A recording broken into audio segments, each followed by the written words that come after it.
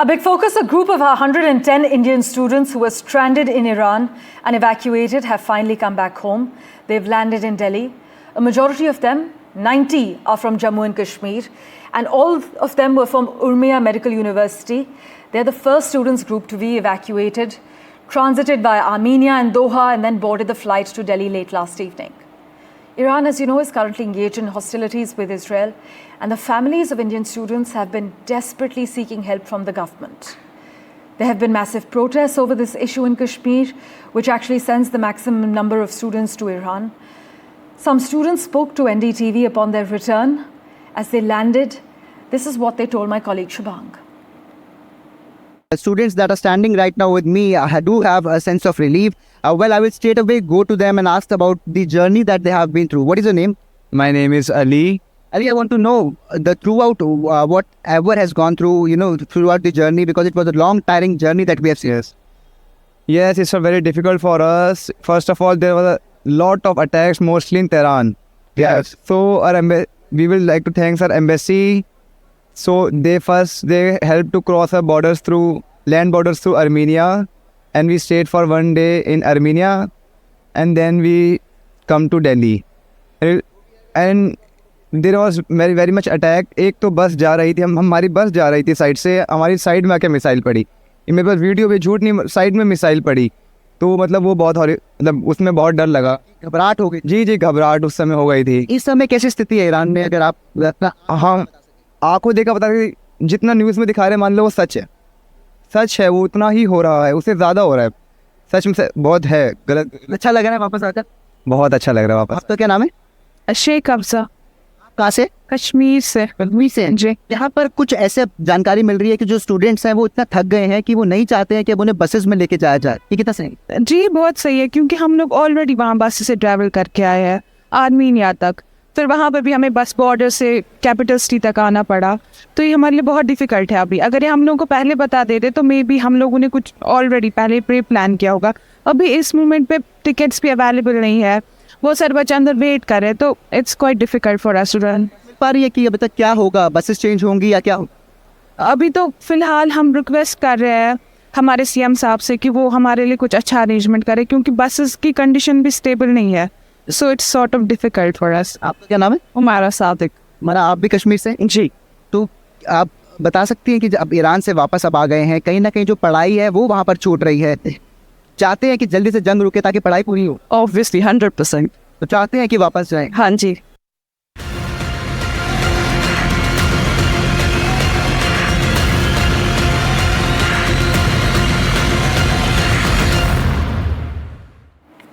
Meanwhile, Donald Trump is keeping the world guessing about whether the United States will join Israel's bombardment of Iranian nuclear sites as the Israel-Iran conflict enters its 7th day.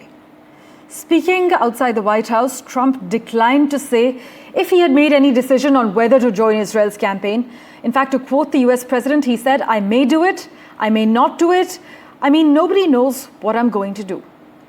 Trump in later remarks said Iranian officials wanted to come to Washington for a meeting and that we may do that, but he also added it's a little late for such talks.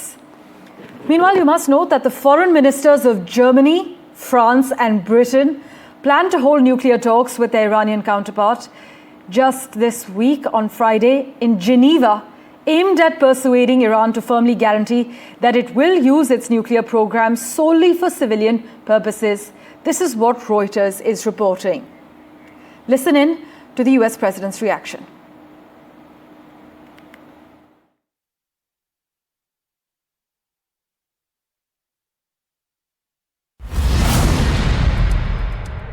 Will you strike the Iranian nuclear component?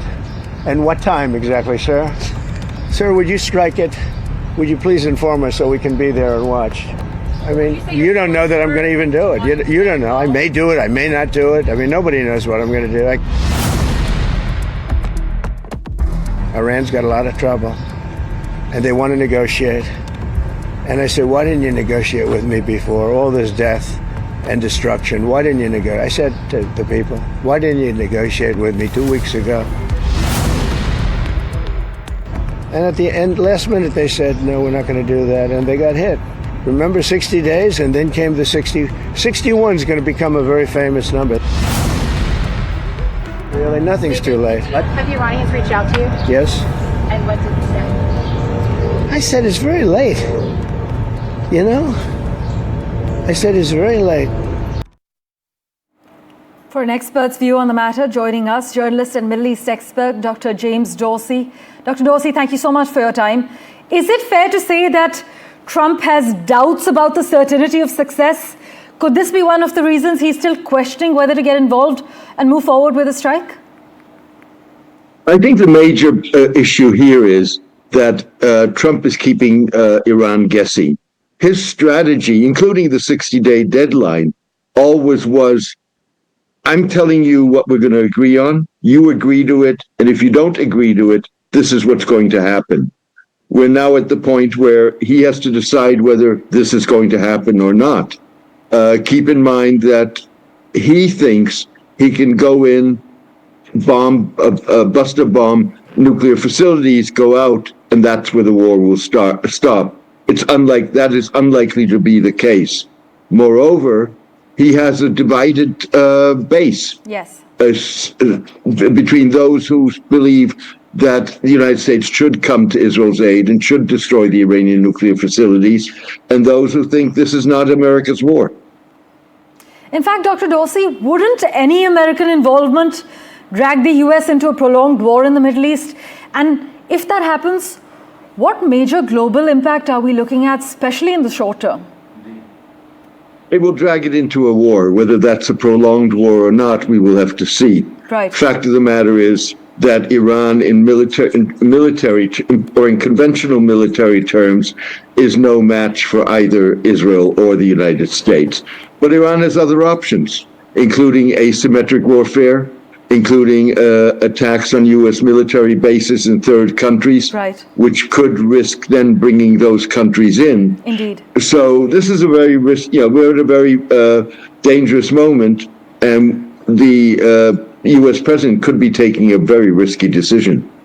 In fact, I must also inform our viewers that in recent days, as Trump has been contemplating whether to join the war, his special envoy, Steve Witkoff, he has been in touch with Mr. Arakchi, so that channel of communication is not completely shut. But Dr. Dorsey, thank you so much for your time. Really appreciate it. My pleasure. Thank you for having me. Meanwhile, the UN Human Rights Office has urged de-escalation and urgent diplomatic negotiations to end these attacks and find a way forward. We have a reaction lined up for you. Listen in. Right, I'm told that reaction will be coming in just a short while from now. Meanwhile, let me just bring you up to date with what's happening in the White House. A lunch date has everyone talking.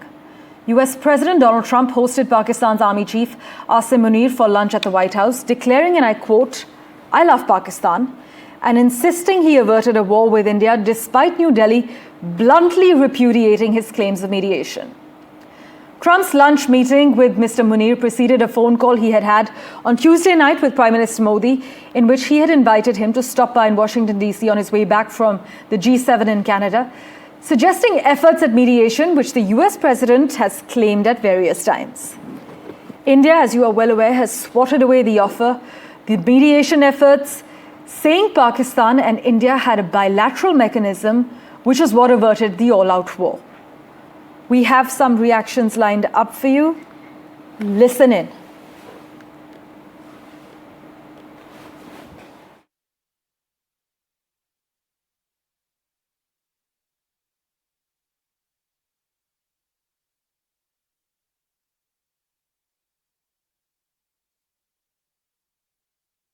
Right, while we line up some crucial reactions for you, we have with us senior journalist Lal Ja from Washington, D.C. Thank you so much, Mr. Jha, for making time for us. Can you take our viewers through why actually the US president has walked this distance and called Asim Munir for this unusual lunch date? President Trump's invitation to Pakistan Army Chief General Munir for a luncheon at the White House is quite unprecedented, quite unusual as well. You can term it a diplomatic coup. But it reflects multiple points. One, President Trump believes that it is in national interest to bring Pakistan on board for multiple ways, for multiple reasons. One, to create the trust deficit between Pakistan and China, which China, as you know, is Pakistan's, they claim this all-weather threat. The trust deficit, they want to create that pledge. Secondly, he wants to impress upon Pakistan, ask Pakistan to stop any support to terrorists or terrorist groups, which has been Pakistan has been doing against India. India, as you know, has always insisted and is put the condition for any talks on Pakistan, there has to be no support to terrorism. And India, as you say, the talks and terrorism cannot go together. So from President Trump's perspective, he needs peace in South Asia if he has to achieve his larger goal of taking head-on China. So that's why he wants India's development. For India's development to happen, Pakistan needs to keep quiet, have a cooperative attitude, approach with India, and not indulge in any cross-border terrorism. That's only one of the important points. Second point would be about getting some help, assistance from Pakistan in its effort or armed actions, military actions, if any, against Iran. These are a few important points, but it also is reflective of state of Pakistan's democracy, right? Of course.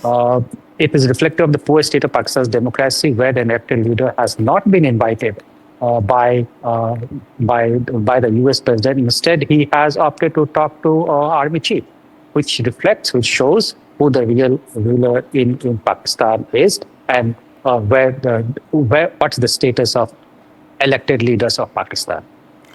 But any indication on whether this occasion was used to actually buttress Pakistan's claims on Operation Sindoor, how it was wrong? Many, in fact, are highlighting that Trump hosted Pakistan's Asim Munir after he backed the Nobel Peace Prize bid. How do you decode this bizarre, unusual situation?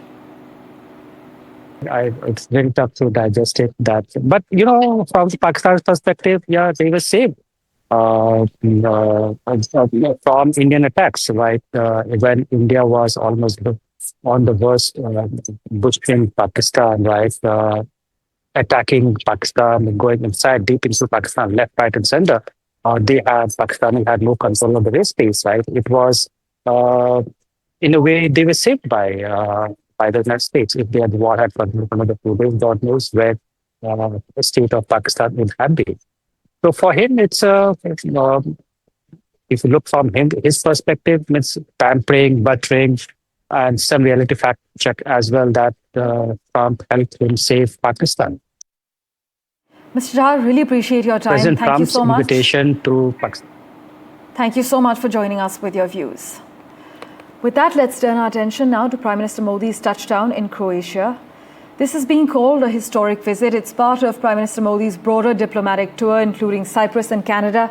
It underscores Croatia's growing importance in India's European strategy and also highlights the deep civilizational connections between our two nations. Croatia's significance to India extends far beyond its modest size, you must note. It's about strategic geographic positioning, political influence, cultural resonance that makes it a vital partner in India's evolving European engagement. We have reactions from our Prime Minister and the Croatian PM. Listen in.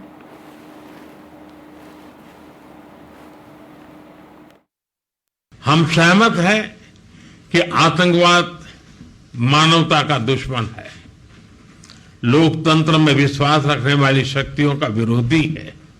हम दोनों इस बात का समर्थन करते हैं कि Europe हो या एशिया, समस्याओं का समाधान रणभूमि से नहीं निकलता, डायलॉग और डिप्लोमेसी से ही वही एकमात्र रास्ता है। किसी भी देश की क्षेत्रीय अखंडता और संप्रभुता का सम्मान आवश्यक है। We believe that Prime Minister Modi's initiative on the economic corridor between India, Middle East and Europe is an excellent opportunity. So India, European Arab Emirates, Saudi Arabia, Jordan, Israel and then European ports. This is an opportunity to connect Croatia as a Mediterranean gate to Central Europe and to connect it to India, India's economy and India's market. Well, let's switch tracks now. During a session at the India Global Forum, Commerce and Industry Minister Piyush Goyal shared his optimism around the good marriage agreed between India and the United Kingdom, which he says will lead to doubling the bilateral trade between our countries in 5 years. He asserted that the India-UK Free Trade Agreement brings stability and predictability for businesses in both our countries. Listen in. In the next few months, we may not be able to enter into force the agreement until the UK processes are complete. But this is a time for us to build business-to-business connects. This is a time for us to have people understand the nuances and benefits that this deal can offer them, the opportunities that will open up. To the extent that whenever I'm traveling now, including the flight by which I came, the Air India plane by which I landed, I had at least a couple of people who came and met me and said they've come to check out the market and see what we could do more. And what kind of business partnerships we could create with the companies in UK. For the key details, let's go across to Rishabh Bhatnagar, who joins us live at this point. Rishabh, so we're given to understand that the formalization phase is underway after the May 6th announcement? Correct, Parmeshwar. A few key updates from the India Global Forum, the chat that Piyush Goyal had with his UK counterpart, Jonathan Reynolds. One of the few key points was, of course, that he said that India and UK are very, very complementary economies. Both of them do not compete on very many sectors, which means that both of them have a lot of complementarities that this FTA or this free trade agreement can now leverage. He also added that he expects that the bilateral trade between the two countries will double in the next 5 years. He added that Indian companies have already pretty much invested a similar amount in the UK as UK companies have in India. A special point in this chat between the two ministers was also the social security agreement, or the double contribution convention agreement. This was a very crucial part of the FTA announcement that was also made. And both of them agreed that this is something that the deal could not have gone through with. Right. Yep. Rishabh, as always, thanks so much for joining us with the lowdown. In further updates related to the United Kingdom, in the biggest reform to British abortion laws in nearly 60 years, members of Parliament have voted to decriminalize some late-term abortions at a time when many of their US counterparts are actually moving in the other direction to limit the procedure. In a landslide vote, though, lawmakers in the lower house of British Parliament, the House of Commons, endorsed new legislation that bars women in England and Wales from ever being investigated, arrested, prosecuted, or imprisoned for terminating their own pregnancies, no matter what their term or trimester they're in. That vote was 379 to 137. Slipping into a quick break, back in a moment. Do stay tuned.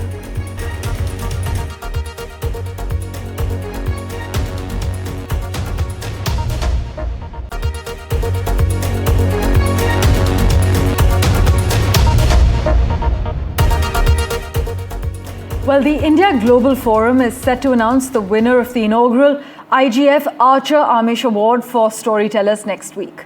This distinguished literary prize honors contemporary Indian fiction that reflects the diversity, aspirations, and vibrant energy of modern India. Radhika Iyer joins you with the lowdown.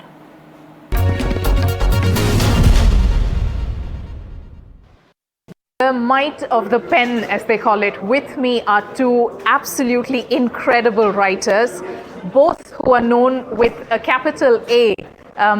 Sorry, it's not your first name, but your second name, which is even more popular in India. But of course, Amish is known as Amish and a dear friend of several people. Jeffrey Archer, ladies and gentlemen, and Amish Tripathi. Thank you, gentlemen, for talking to us. For the first time, a very unique award at the India Global Forum is being launched. It's called the Archer Amish Writers Award. Tell us a little bit about this, about the brainchild and what's the idea. Well, first, young lady, because we know you're well educated and we know you're top of your profession, you can't be very unique You can only be unique.